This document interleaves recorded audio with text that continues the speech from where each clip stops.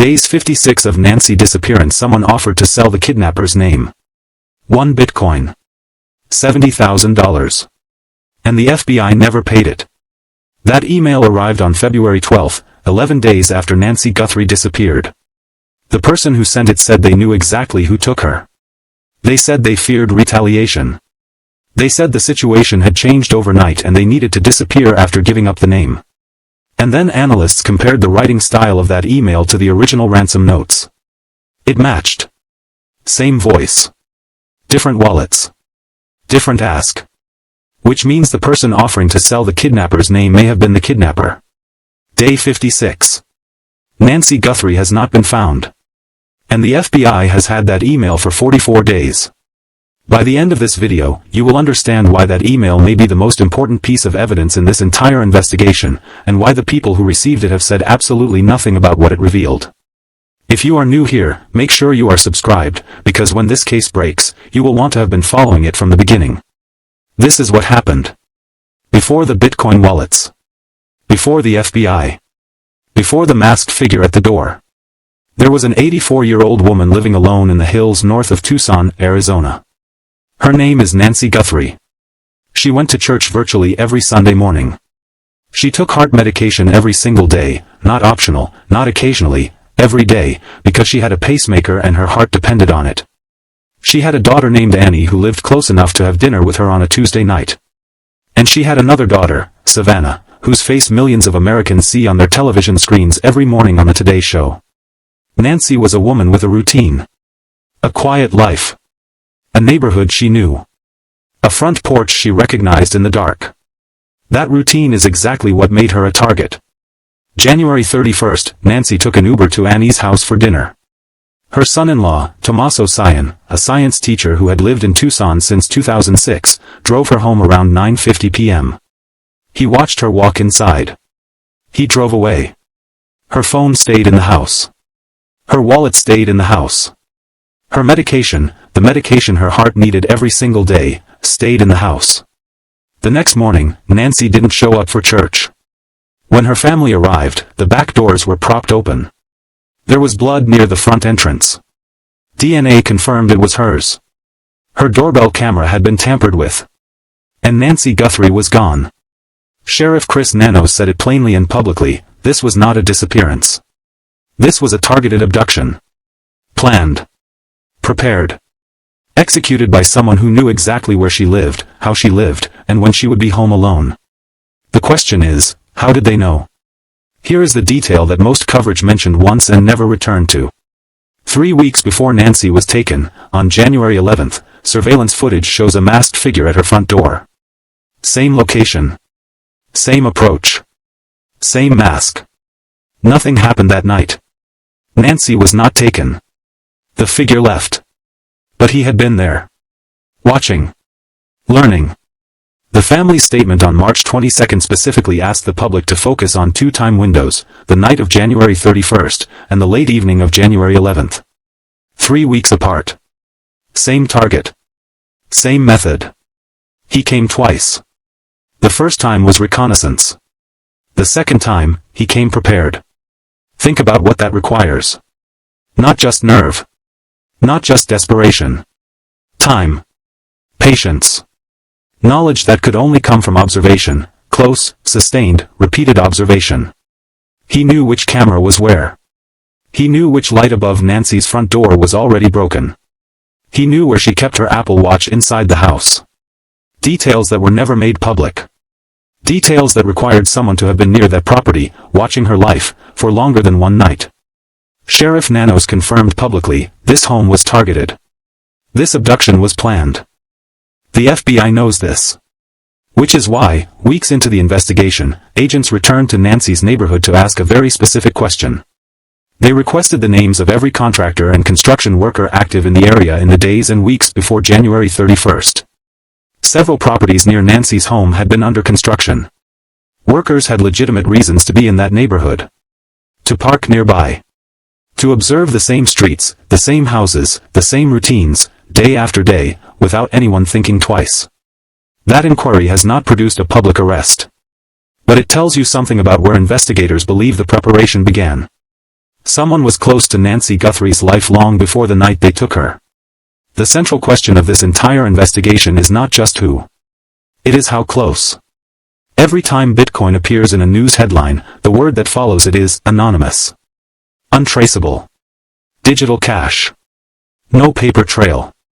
That is not accurate. And in this case, that misunderstanding matters more than almost anything else. Here is how to think about it.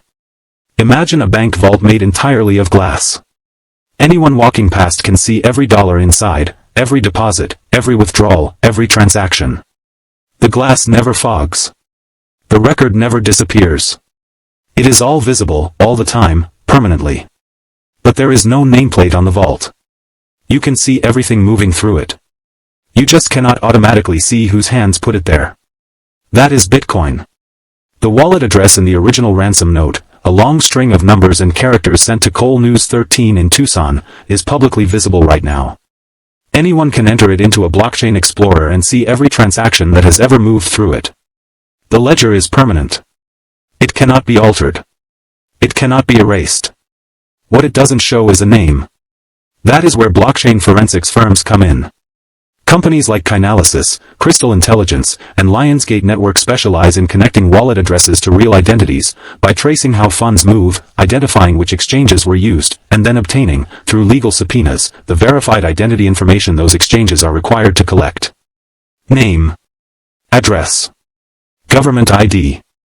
Bezalel Ethan Raviv, CEO of Lionsgate Network, told the New York Post directly, the moment a wallet address appears, investigators have something actionable. A payment into that wallet, he said, could lead them straight to the suspect. The FBI has had that wallet address since at least February 3rd. But here is where it gets complicated, and this is the part most coverage skipped entirely. If the person behind this wallet was sophisticated enough to use what is called a non-custodial wallet, a self-custody address with no exchange involved, no identity verification attached, then there is no subpoena that leads to a name. The wallet is visible. The transactions are visible. But the owner is effectively invisible. Unless they made a mistake somewhere else in the chain. 56 days in, the FBI has not confirmed which type of wallet this is. They have not confirmed whether forensics hit a name or hit a wall. What we know is that on February 10th, something happened to that wallet that no one in law enforcement has fully explained. February 10th. At approximately 5 p.m. Arizona time, the Bitcoin wallet from the original ransom note recorded its first transaction. Someone sent money to that address. The Guthrie family confirmed it. TMZ confirmed it. Harvey Levin told CNN directly, a payment had been made. He did not disclose the amount. That same day, FBI Director Kash Patel posted surveillance footage of the suspect to his personal X account, not the FBI's official channels, not in coordination with the Phoenix field office, not with any warning to the investigators actually running the case in Tucson. They found out the same way the public did. And that same day, a 36-year-old local man named Carlos was detained for questioning and released the following morning. 3 separate events. 1 24-hour window. Nobody in an official capacity has addressed whether they are connected. Now, that Bitcoin transaction. 3 possibilities. The Guthrie family sent a payment, either voluntarily or as part of a coordinated operation with law enforcement. The FBI itself seeded the wallet, a deliberate forensic trap, designed to trigger a withdrawal and expose the account owner through the movement of those funds. Or a third party, unconnected to either, sent money for reasons that have never been explained. None of these has been confirmed. But here is what matters: if the FBI seeded that wallet as a trap, then what happened next, 2 days later, is not a coincidence. It is a response. February 12th. An email arrived in TMZ's inbox. Different sender address than any previous communication. Different Bitcoin wallet, a new address, not the one from the ransom note. And a completely different request. Not millions of dollars. Not a ransom for Nancy's return. Not a proof of life offer. 1 Bitcoin. Roughly $70,000. In exchange for one thing, the name of the person responsible for Nancy Guthrie's disappearance. Read that again. Not, release her for payment. Not, here is proof she is alive. A request for $70,000 in exchange for identifying the kidnapper. Think about who sends that email. A stranger with a tip calls the FBI tip line. They do not contact TMZ and demand cryptocurrency. A witness who saw something goes to law enforcement. They do not create a new Bitcoin wallet and ask for $70,000 to stay quiet about a name. The person who sent this email was not on the outside of this crime looking in. They were positioning themselves as someone who could face consequences for what they knew. If this story has your heart racing, comment where in the world you are watching from.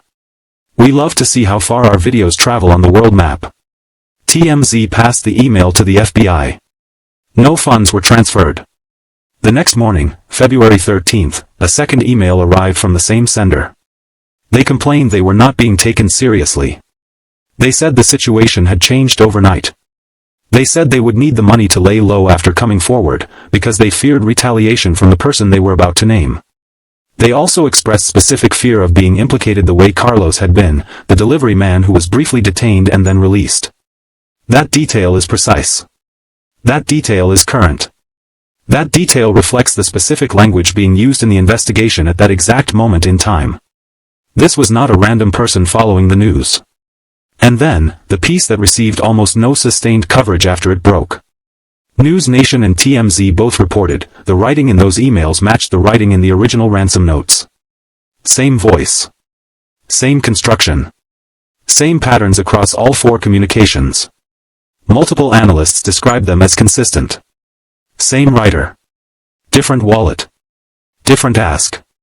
Here is what that means if it's true. The person who took Nancy Guthrie, or someone standing directly beside that person, sent a message 11 days later offering to sell a name. Their own name. Or the name of someone they were with. They wanted $70,000 to disappear after giving it up. They were afraid of retaliation. They were afraid of being caught the way Carlos had been caught, as collateral, not as the target. That is not the behavior of someone in control of this situation. That is the behavior of someone who realized the walls were closing and started calculating an exit. The FBI has that email. They have the stylistic analysis. They have the second email from the following morning.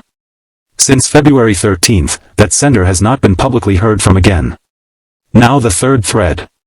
The one that nobody in official channels has answered directly. February 10th, the same day as the Bitcoin transaction, the same day as the Carlos detention, FBI Director Kash Patel posted the surveillance footage of the suspect. Not through official FBI channels. Not in coordination with the Pima County Sheriff's Department. Not with any notice to the investigators on the ground in Tucson. To his personal X account. CNN reported this directly, citing a law enforcement source inside the investigation. The source said, "It would have been nice to know what headquarters was planning to release." They learned about it the same way the public did. That alone is significant. But there is a second layer that is worse. One of the images Patel posted, according to CNN's reporting, was not from the night of Nancy Guthrie's disappearance. Investigators in Tucson believed it came from a different date entirely. They were puzzled. The FBI did not respond to requests for clarification. The image remained public. At that point, the tip line had received 18,000 calls since February 1st. 4,000 more came in the 24 hours after the post went up. People across the country were studying those images, looking for a familiar walk, a recognizable jacket, a specific backpack, and calling in what they saw. Some of those callers may have been describing someone from a completely different day. The tip lines were flooded with responses to potentially contaminated information. And the FBI never corrected it publicly. There is a name for what happens to an investigation when wrong information enters the public record at scale and generates thousands of responses. It creates noise that investigators have to manually separate from signal. In a case moving this fast, that cost is measured in days. A former FBI special agent who spoke to Newsweek in Week 8 described the investigation behind the scenes as, in her words, red hot. Red hot. 56 days. No arrest. The gap between those two things is either a matter of evidence, or a matter of what happened on February 10th inside a 24-hour window that nobody in an official capacity has fully accounted for. Here is where it stands. 16 gloves were collected near Nancy's home. One, found in roadside brush roughly 2 miles away, carried DNA from an unknown male. It was entered into the national database. It matched a local restaurant worker with no connection to the case. Additional DNA from the scene remains under analysis. No further updates. The Nest doorbell footage, recovered from backup servers because Nancy didn't have an active subscription, showed the suspect clearly enough to describe his build and clothing. Not his face. The backpack he carried, a 25-liter Ozark Trail hiker pack, is sold exclusively at Walmart. That is a traceable purchase. That is a finite number of transactions at a finite number of stores in a finite geographic window. The FBI knows this. Cell tower records are being pulled. Device location data is being mapped. Digital forensics expert Heather Barnhart, who worked the Brian Kohberger case, explained the framework plainly. A phone that powers off during a critical window is not invisible. It is a data point. The absence of signal is itself evidence. It is how investigators placed Kohberger at the scene of 4 murders in Moscow, Idaho. His phone went dark during the exact window of the killings. The FBI is running the same analysis in this case right now. They are looking at every device that was active near Nancy Guthrie's home between 9:50 p.m. on January 31st and the early morning hours of February 1st. Every tower ping. Every proximity log. Every phone that went quiet when it shouldn't have. That data exists. It has been collected. Whether it has led somewhere is the question no one has answered. Here is what we know. Someone planned this for weeks. They visited Nancy's home 3 weeks before they took her. They knew the inside of her house. They knew her routine. They knew which camera to cover and which light was already broken. 11 days after she disappeared, someone sent an email offering to sell the kidnapper's name, written, analysts say, in the same voice as the kidnapper. And on the day the Bitcoin wallet recorded its first transaction, FBI headquarters released information to the public that the people running the investigation on the ground never knew was coming, including, possibly, an image from the wrong date entirely. 3 threads. Each one, on its own, is significant. Together, they point towards something that is difficult to say out loud but impossible to ignore. This investigation has not stalled because the evidence isn't there. It has stalled, or appears to have stalled, because something went wrong in the space between what investigators know and what they can prove. And at least some of what went wrong happened not in Tucson, but in a decision made at FBI headquarters that nobody has fully accounted for. Nancy Guthrie is 84 years old. She takes heart medication every day. She has a pacemaker. The night she was taken, she walked through her own front door and the world she knew ended. Somewhere tonight, someone knows where she is. The FBI believes they know who sent that email. And the person who sent it, the person who wanted $70,000 to disappear and then went silent, is either cooperating quietly, or they are still out there, watching this investigation the same way they once watched her house. Waiting to see if anyone is getting close. If you have any information about Nancy Guthrie's disappearance, call 1-800-CALL-FBI. That is 1-800-225-5324. The family is offering $1 million for information leading to her safe recovery. And if this case matters to you, if Nancy matters to you, subscribe for more cold case updates. We will be here every time this story moves.